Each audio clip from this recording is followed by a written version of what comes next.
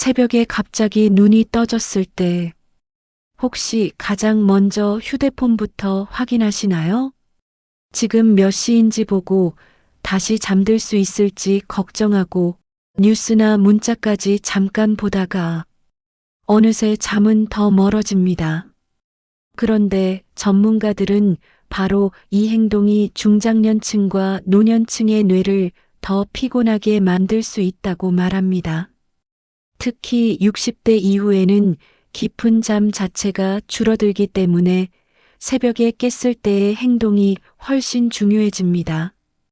오늘은 많은 어르신들이 무심코 반복하는 새벽 스마트폰 습관이 왜 위험할 수 있는지, 그리고 밤중에 깨더라도 다시 편안하게 잠드는 방법까지 쉽게 알려드리겠습니다. 끝까지 보시면 오늘 밤부터 훨씬 편하게 주무실 수 있습니다. 젊을 때는 머리만 대면 아침까지 푹 자던 분들도 50대 이후부터는 새벽에 자주 깨기 시작합니다. 이걸 단순히 늙어서 그런가 보다 하고 넘기는 경우가 많습니다. 하지만 실제로는 나이가 들면서 수면 구조 자체가 바뀌기 때문입니다. 깊은 잠은 줄어들고 작은 소리에도 쉽게 깨고 화장실 때문에 잠이 끊기기도 합니다.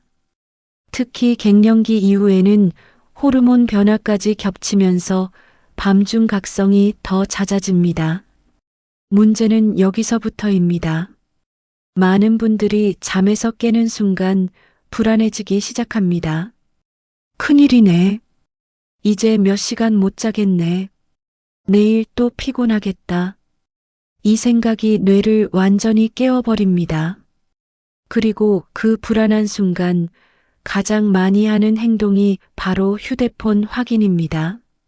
하지만 이 행동은 뇌에게 아주 강한 착각을 일으킬 수 있습니다.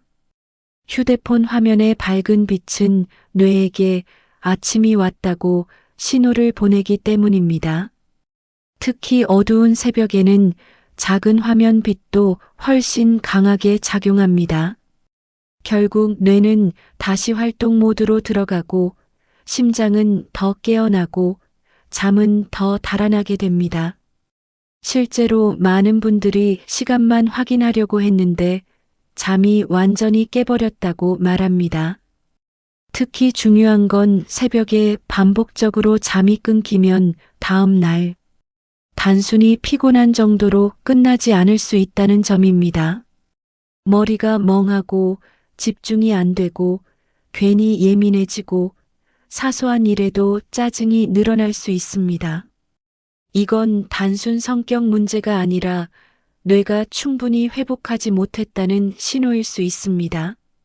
그렇다면 새벽에 잠이 깼을 때는 어떻게 해야 할까요? 전문가들이 가장 강조하는 건 시간을 보지 말라는 것입니다. 몇 시인지 확인하는 순간 뇌는 계산을 시작합니다. 3시네. 이제 3시간밖에 못 자네. 이 걱정이 각성을 더 키웁니다. 대신 조용히 누운 상태에서 천천히 숨을 들이마시고 길게 내쉬는 것이 도움이 됩니다.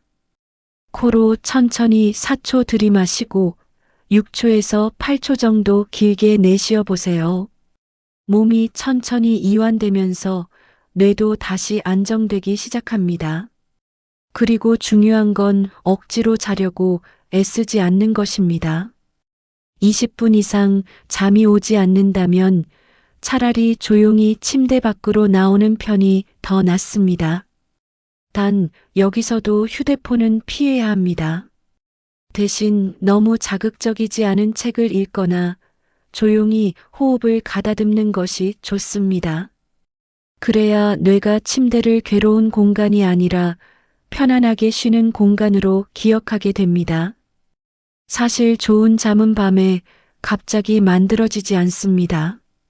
낮 동안 햇빛을 충분히 보고 몸을 적당히 움직이는 것이 매우 중요합니다. 그래야 우리 몸이 지금은 낮이고 이제 밤이 왔다는 리듬을 제대로 인식하게 됩니다. 반대로 낮 동안 거의 움직이지 않거나 집안에만 오래 있으면 밤에도 뇌가 충분히 졸음을 느끼지 못할 수 있습니다. 특히 저녁 늦게 격한 운동을 하는 것도 좋지 않습니다. 심장과 체온이 다시 올라가면서 뇌가 다시 깨어나기 때문입니다. 밤에는 운동보다 가벼운 스트레칭과 이완이 훨씬 중요합니다. 많은 분들이 잠을 잘 못 자는 건 나이 탓이라고 생각합니다. 하지만 새벽에 깼을 때의 작은 습관 하나가 다음 날의 뇌 상태를 크게 바꿀 수 있습니다. 오늘부터는 새벽에 눈이 떠져도 휴대폰부터 찾지 마세요. 그 작은 변화가 여러분의 수면과 뇌 건강을 지키는 시작이 될 수 있습니다. 여러분은 새벽에 잠이 깨면 어떤 행동을 하시나요? 댓글로 남겨주시면 같이 이야기 나눠보겠습니다. 그리고 이런 건강 정보를 계속 받아보고 싶으시다면 구독과 좋아요도 부탁드립니다. 오늘도 편안한 밤 보내시기 바랍니다.